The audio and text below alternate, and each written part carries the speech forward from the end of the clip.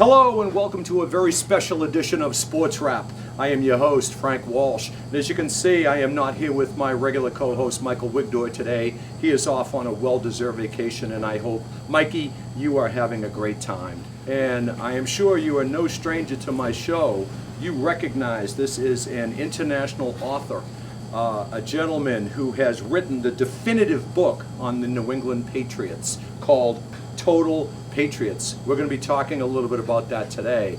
But not to be outdone, we have another gentleman here today who had the honor of catching and holding on to from Danny Amendola Tom Brady's 400th touchdown pass. So, Mr. Dave Bowen, you are the recipient of Tom Brady's 400th touchdown ball. Why don't you look into that camera and tell the folks at home a little bit about you and kind of walk us through the story of how that got into your possession? Well, I've had season tickets 30 years, gone to a lot of games,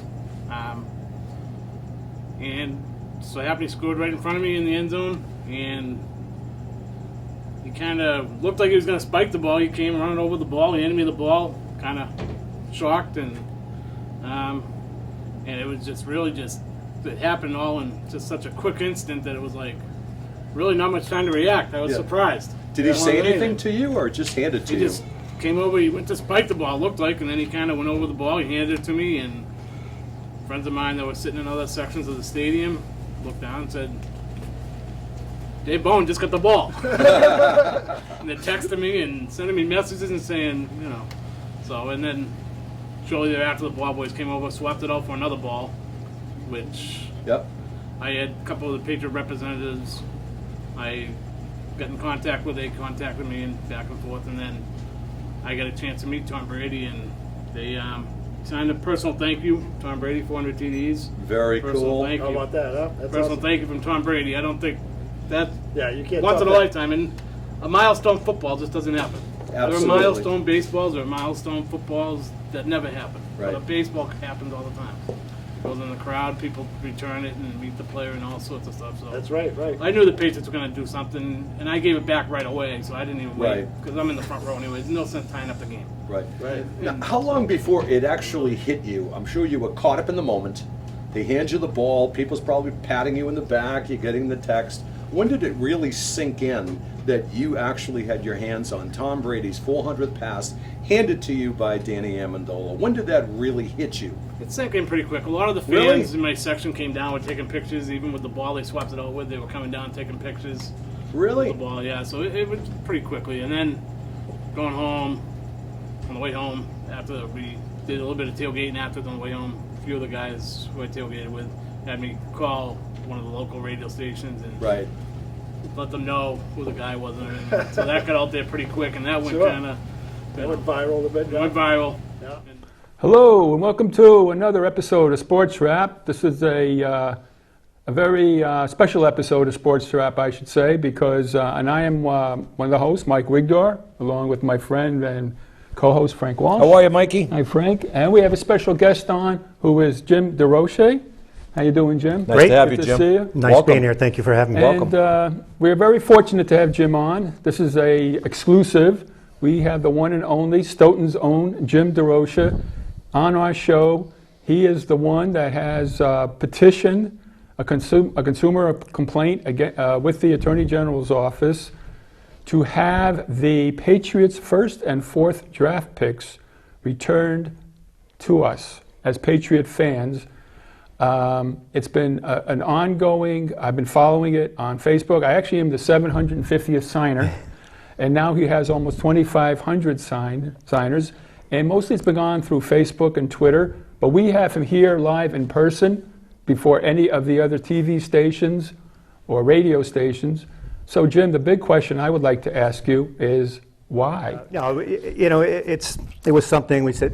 We know it's a long shot, but we thought, it's worth a try. Any angle It is. that we can take could possibly, be an avenue to something you don't expect. I mean, if you, like the Michael Jordan once said, that you miss 100% of the shots you don't take. You don't take. Right, but let So- me ask you something though, because about that, do you have to get to a certain point of signatures before you show, let's say Maura Healy would look at it? You know, do they, is there certain like a certain, A limit, like a limit minimum 10,000 yeah, or like 5,000. because I noticed that you have on there that you'd like to get 100,000, but I mean, you've got to build from one little Yeah, baby exactly. steps to the bigger steps. Exactly. Yeah, I mean, I don't think there's any number. I think because these actually go, these petitions, once someone signs, it goes directly to her office electronically, that she might get sick of getting those responses and at some point, jump into it sooner than later.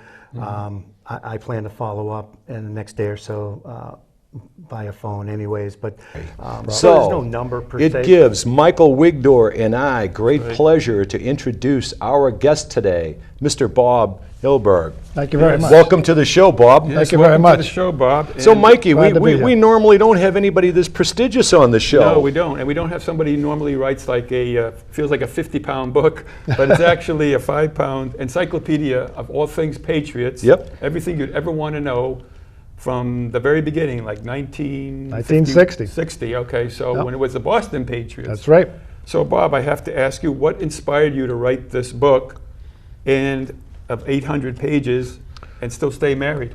I know that was a struggle. And maintain a real job. That's Right. This is a kind of a hobby that turned into a passion and turned into, like I said, a book. And we've sold about 10,000 of these books all over the country. But it really started as just a curiosity thing. I mean, I was with a buddy of mine, and we were trying to come up with the greatest players to ever wear a particular uniform number in any sport. Yeah. So he was a hockey guy and a basketball guy, and I'm a baseball and a football guy. And we got to the 40s and 50s, and I said, oh, what number did Mac Herron wear, and what number did this guy wear? And so I called Gil Santos. I lived in Rainham for many years, and he said, go to the Sports Museum, get a media guide. And I went through the media guide. And if you look at the 1994 media guide of the Patriots, there was a whole bunch of NAs next to these guys' names. Oh, wow. Not available. Wow. Yeah. So For I said, instance, well, like which name, for instance? there was guys that played like in 3 games, Oh, yeah, in okay, the yeah, strike year and stuff like that. So Yeah. I said, well, there's a bunch of guys. Let me find out what their uniform number was. And in the process of getting the uniform number, I started collecting information in the media guide that said that there was 13 blocked field goals. Okay. All right, so let me look up all 13 blocked field goals. Wow, So when okay. I started breaking it down and looking up blocked field goals, I also saw blocked punts. So then I started doing blocked punts. And then I started doing kickoff returns for a touchdown. And I started collecting all these obscure things at the Sports Museum, going through their archives. And it got to the point where I started getting on the radio and kind of putting some of this stuff together, sending some stuff to WEI if a particular opponent was coming up. Yeah. The Bengals or whatever, I'd say, hey, the last time the Patriots blocked the field goal and returned it for a touchdown was against the Bengals in 70 But you or also something. seem like you have like all the different games in here as well. Or, Yeah, so it started with that, and then eventually it got to the point where I was collecting a lot of stuff for a lot of the players. Some of my friends would do autograph shows. So when Steve Grogan would do an autograph show, or Russ Francis, or Stanley Morgan, my era, these guys would come in, and I would maybe put like a month of information together and just research every touchdown pass that Steve Grogan threw, or every touchdown run. He had 35 touchdown runs. So when people got their autograph, not only did they know Right. what Steve Grogan did, or Stanley Morgan did, or Russ Francis, but I had a chance to interview these guys too. So I was meeting the players. I was getting stuff for people that were fans, and they were collecting my stuff, and I started getting some notoriety on the radio stations and things like that. Cool. And then eventually got to the point where Eddie Edelman came into the play, and we tried to put together a petition to get Gino Cappelletti into the Hall of Fame. Oh, okay. So yeah. Gino Cappelletti was the hot dog safari. Sure. Yeah, oh, yeah, I remember Oh, that. yeah. You know, Great so show. we went out to Suffolk Downs, and he drove around the track, and we had Yep. thousands of people signed a petition. We sent it to the Hall of Fame. We talked about it, and we came close, but it's the AFL versus the know. NFL, and even though Gino Cappelletti was the runner-up to the Player of the Year, and he won the Player of the Year in '64, we just didn't get enough. We needed 75%, and we were They getting were like also trying to get, 60%. I think, Bay Perilli to try to get into the Hall of Fame. Yeah, as we've well, been right? trying to get a lot of players in there. Now, what is the time frame of that book? It starts, and when was that published, and how far does that cover? This goes from the beginning. Yep. 1960 up Yep. to the 2009 season. 2009. So Are there any it came out plans? for the 50th anniversary of the AFL and the NFL. Any plans to continue that book and maybe abridge it and put another 3, 4, 5, 6 years in there?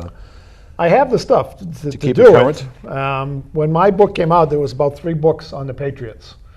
And it was something that no one had ever done before. I mean, I found stuff in microfilm that no one had even thought of to put in the book of all these obscure stats and stories. Yep.